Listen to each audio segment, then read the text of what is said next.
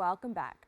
For this segment, we'll view a special interview with Brian Rauer, Executive Director of the Better Business Bureau serving New York, to discuss common scams and how to avoid them. Let's take a look.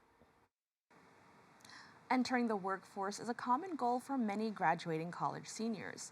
Unfortunately, there are scammers who take advantage of students seeking promising career opportunities. Executive Director for the Better Business Bureau serving Metropolitan New York, Brian Rauer, joins me to discuss employment scams and provides tips on how to avoid falling prey to these deceitful schemes. Brian, thank you so much for joining me. Thanks for having me. Appreciate it. Now, can you just talk a little bit just about employment scams in general? How prevalent are they? I have to tell you, they're one of the most prevalent scams in the country, according to B.B.B. They're by far, one of our most complained about scams. We receive thousands and thousands of reports in this particular area. It's very concerning, to the point where we're trying to really get information out there and education out there about things to avoid, pitfalls to avoid, earmarks of these scams, things of that nature. So it's high on our radar screen. Now, surprisingly, upon doing this research, I found that employment scams aren't new. What were they like before and how did they evolve? What's interesting is I think there are a lot of the same aspects of them that have stayed over time, but something that's really interesting, and it's a good question, is that once the pandemic hit in 2020, you saw how the world changed, you saw how employment changed. You have a huge number of people who are working online, working remotely, hybrid, and that's stayed with us, I think, to the most part. You have a case where, in the olden days, people would actually interview in person. You had to go to an actual brick and mortar office. Well, for scammers, it's a lot harder to fake a legitimate brick and mortar office and do something in person. It's made scammers' jobs easier, unfortunately. Their illegal jobs easier, because now you can do everything online. Now you can either have or not have an interview online, and people have come to expect it to work differently now. So instead of showing up to an office and talking to an actual person and seeing if it looks legitimate, a real scammer, a guy from his basement 2 countries away, can look completely legitimate. They can have a very impressive looking website, they can have a backdrop that you can't really tell where they are, and you can either interview someone or ask them questions and you look completely legitimate. It's made their job so much easier. So I think over the course of time, the last several years, so many people being online, so many people interviewing online and doing all their work and their home stuff online, they've come to accept the fact that you don't need to go to an office. You don't need to have something, be checked for legitimacy. As long as there's a person on the other end of the internet there, seems legitimate. It's made their jobs easier. That's the problem. And I'm really glad that you brought up that it even starts before, for the job interview process. I thought that was so interesting because I thought okay, yeah, more people are working remote, so that's an opportunity to scam others. But yeah, when you, if you don't have to go to the actual work site, that's a really easy way to scam people. So thank you so much for even pointing that out. Sure. Now, I want to focus on college and graduating seniors for a minute. With the rising number of recent college graduates entering the job market, what trends have you observed in employment scams targeting this demographic? What's interesting is they're playing on the fact that most college students don't have a lot of experience in the job market, obviously. Some of them may have had internships, things like that, maybe after school jobs when they were in high school. But the fact is they're really not going to be too savvy in the job market for the most part, and they're preying on them for that reason. They're not going to expect, oh my God, it's always gone this way. I've always expected the interview process to be this way. Well, it could be brand new to them. This could be their first interview process. So they don't necessarily suspect something to be out of the norm. And the other aspect is that they're using, unfortunately, they can be using the college's name to commit their scams. Okay, unbeknownst to the college, they're sending you an email that supposedly is from the placement office. Or it's supposedly from an actual professor. They can look up the names of professors, that's easy to do, on the college, and they can offer them, if you're a current student, say a part-time job. Very flexible hours, high pay for limited work, and suddenly these seems like wonderful opportunities to these college students, and they can fall for those. So what they'll do is they'll basically legitimize it by saying this is from your own college placement office, and that works really well for them. And if they're a recent college graduate, they're going to provide them, the opportunity to get experience. That's one of the biggest issues with college graduates. Oh my God, how can I get a job asking for experience? How can I get a higher level position when I've never worked before? Well, this just solved that problem. They're offering you a very high salary because that's what entices you, requiring almost no experience, in many cases almost no interview, either a limited interview or no interview at all. So they're taking advantage of the fact that a student who's never really been in the job market will say to themselves, my God, this is very abnormal. This is not how people would normally hire someone. Legitimate companies want to know who they're hiring. They're going to go through a specific process. They're going to want to vet you. They're going to want to generally interview. They're going to want to know who they are and not rush the process along. A scammer doesn't really care about that. As long as it looks quasi-legitimate, they're going to give you an enticing offer for limited hours, not a lot of hard work, no experience required. You're hired on the spot, and that's what they're doing. Now, I'm curious to know, like, what are these scammers looking to gain from, either targeting college students or just anyone who is looking for an employment opportunity? I think very often the big downside of these things is that they'll get you multiple ways. In many cases, they'll have something, it's a fake check scam. That's very common in this area. So what they'll do is they'll send you an immediate check from the company. It can be a very large check. You've barely been hired. You may not even have been officially hired. And they'll say, go ahead and deposit in your account, and I want you to buy various equipment that you'll need to use, or prepaid gift cards, or other things of that nature. Send us back the ones that we need, and then the rest you keep, and that's for you. And then they're banking on the fact that there's a gap between when you deposit it into the bank and they discover that it's a phony check. So you spent your real dollars from your account on their stuff and prepaid cards and things like that, send it back to them, only later on to discover that the check was phony.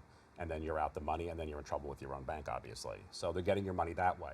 The secondary and probably more serious aspect of it is during the process, you've probably given them your personal and financial information. You may have given them a credit card number to pay for certain things, which aren't real. You could give them your driver's license to verify who you are, because in a normal process, when you're being hired, you often are asked for this information, obviously. They want to run a credit report, so they'll ask for that information. You could give them your social security number, which is your most important identifying information. So they've got banking information, they've got social security number, and so do you think it ends there? It probably doesn't. Then you're facing identity theft after the fact. So they got you on the dollars you're out, and then later on you're facing identity theft. So that's often what they're seeking. It's that simple. The extra dollars, and then later on they're going to sell your information and use it to commit further crimes against you. Wow, so this is really intense. Yeah. And I want to know, what are the platforms these scammers are using to lure unsuspecting job seekers? Because I know that we have some trusted sites that we go to look for jobs, but, are they also lurking there? Where are we interacting with these scammers? I mean, there are a variety of places, but again, most of this is switched online, and you could have anything from they're working on Craigslist. And again, there were legitimate things there, and there were illegitimate things there. You can't always be sure. But again, they look at a lot of the job posting sites. They'll troll those sites and call people who have posted on those sites. They know that these are job seekers and people who are eager. And again, they'll look at Craigslist ads, things of that nature. They can contact you by, through spam emails, obviously. They can lead you to their phony baloney website to make them look more legitimate. So most of it is online. And again, they're working with a lot of the job boards. And it's rare now, the days of the phone call and things like that. I mean, it can still happen, but that's not the common way. It's mostly through all these sites and apps and job posting boards is where they're finding these people. Now, what can people do to make sure that they don't fall victim to these employment scams? When you first see a company offer you a too good to be true position, I know people have heard this before, but ask yourself, why are they offering me a very, very high salary for very, very limited work with no interview and on-the-spot hiring? That doesn't seem right, doesn't pass the smell test. Ask yourself, why would they do that? I have no experience in this area. They're offering to pay me big bucks for very limited work, envelope stuffing. Why would I be earning thousands and thousands of dollars to stuff a few envelopes? That's always a huge red flag. If they're asking you to pay for the offer of a job, you don't pay for a job. It doesn't work that way. So if they're saying you have to pay for your own training, if they send you a check and say, we want you to go ahead and purchase gift cards here and those cards there, legitimate companies don't send you a check and ask you to then send different money to third-party sources. That's the sign of a scam. And by the way, what's even worse is you could be part of a fraud. There's something called a reshipping scam that's very common in this. So what they would do is they would use usually stolen credit card numbers. They would buy high-end items, whether it's cameras, video equipment, whatever the case may be, laptops, things of that nature. They will ask you to then repackage them and send them to third parties, often out of the country. We've seen a lot of reports, I think, to Russia, places, again, outside the U.S. So not only have they committed a crime, the victim in this case is also probably an accessory to that crime. They're part of the fraud, unwittingly, but they're part of that fraud. So that's even scarier when they do that. So if you ever see a company offering you certain jobs, again, mystery shopping is a common scam. There could be some legitimate ones, but that's a very common title you see for these. Or someone doing warehouse work, in quotes. You're not actually working in a warehouse, but you're kind of reshipping things. those are very commonly scams when you see that, so be very wary of that. Anytime they ask you to pay for anything up front, that's a scam. Legitimate companies don't ask you to pay for that.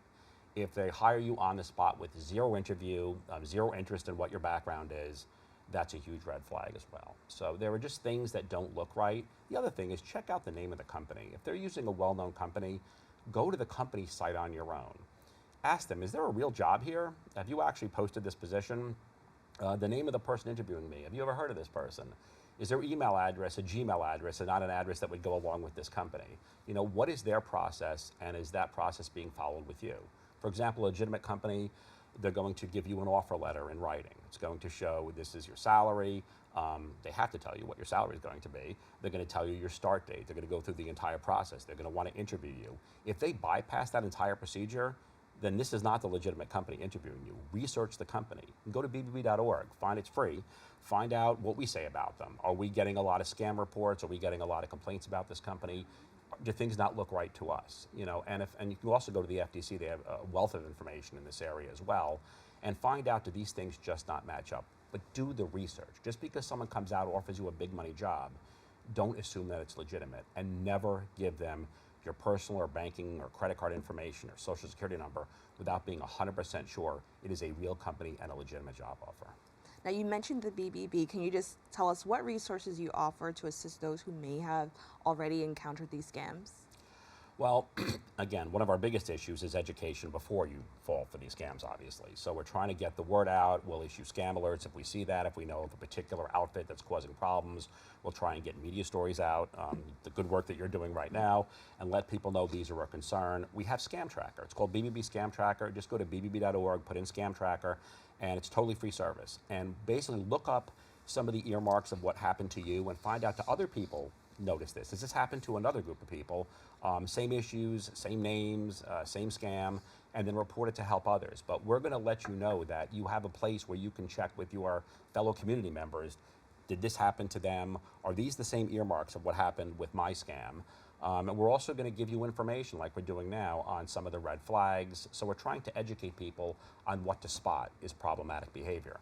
And after the fact, if you've had a problem, we'll try and give you some information. You can file a complaint with us, obviously. But if it's been a crime, an actual crime there, obviously you want to report this. If you feel like your information's been compromised, go to the big three credit bureaus, Experian, TransUnion, and Equifax, and you want to let them know that you need to lock down your credit. And there's a couple different ways you can do that. There is a fraud alert, which is fine, but the much stronger protection is called a credit freeze. If you think your information has been compromised, you identity theft, you've given the scammer your bank account information, lock down your credit so they can't use it to open up new accounts in your name, things of that nature. And it's not that scary. You can unfreeze it if you're going to buy a car, something to rent an apartment, right. Unfreeze it and refreeze it. But the fact is, lock down your credit, contact all three, and then I would report it to the FTC. They have a lot of information there. File a formal report with them, let them know what happened, and they can give you further guidance. And any account that's been impacted by that, call their fraud department. Let them know my account's been compromised, my debit card's been compromised, whatever, my credit card. Lock it down. If it's a bank account, close the account. If you have any outstanding checks, tell them so you're not bouncing any checks. Lock the account down, reopen a new account, get a new PIN number, get a new password. But time is of the essence. If you wait a week, it could be like waiting a year, because that's when they pounce. Right, and I want to thank you so much for actually explaining this information and taking the time to, share this with our viewers. So thank you so much. Very welcome. Thank you. If you would like to learn more about the various scams that are out there and the steps you can take to help protect yourself, please go to the Better Business Bureau website at www.bbb.org. We'd like to give Brian a very special thank you for educating our community. We'll be right back.